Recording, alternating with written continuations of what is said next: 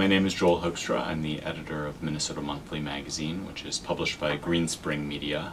We do a number of custom publications as well as Minnesota Monthly, a consumer magazine that's on newsstand, as well as some publications that are online only. My background is newspapers, actually.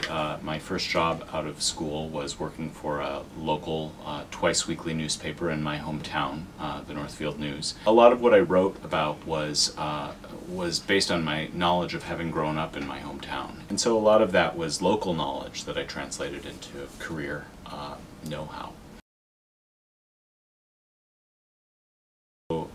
My first boss was actually a woman who had worked for Minnesota Monthly at one point, and she advised that I look at magazines.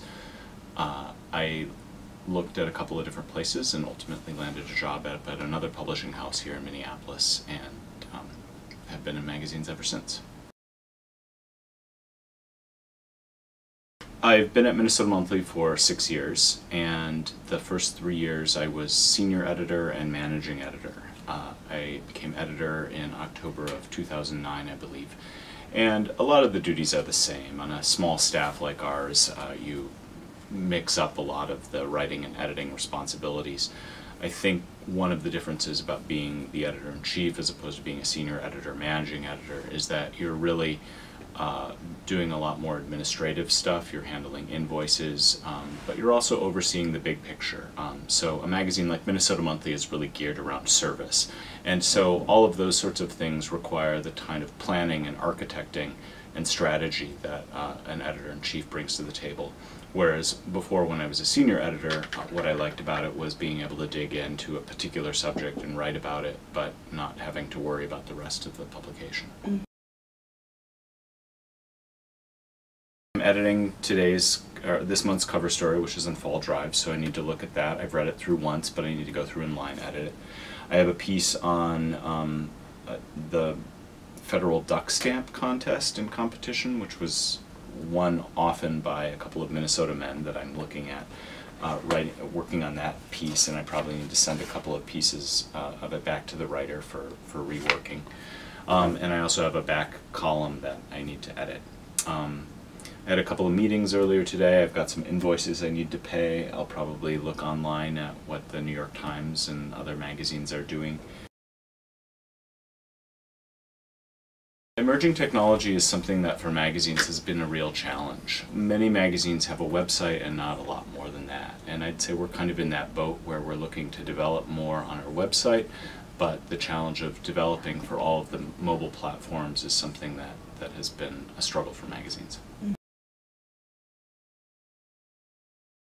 My first editor said half of this business is ideas, and that's very true. I spend most of my day vetting ideas from freelancers, getting ideas from staff members, looking for ideas in newspaper articles and other venues.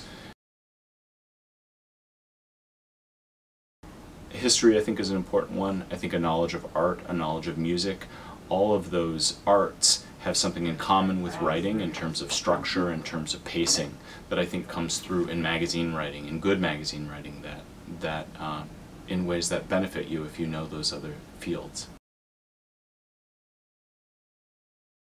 If your raw talent is good, you can show it on a website, and editors will respond to it. You have the opportunity to publish on a blog. You have the opportunity to publish in digital formats. I do think that internships are really important. My first job I got because I did an internship for a local newspaper.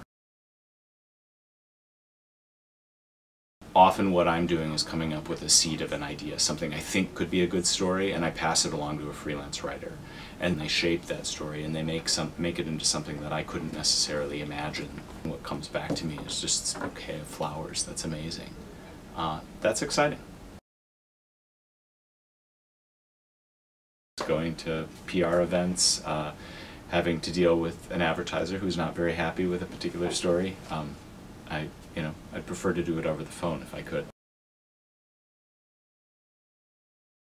I got to talk with the chimp researcher Jane Goodall.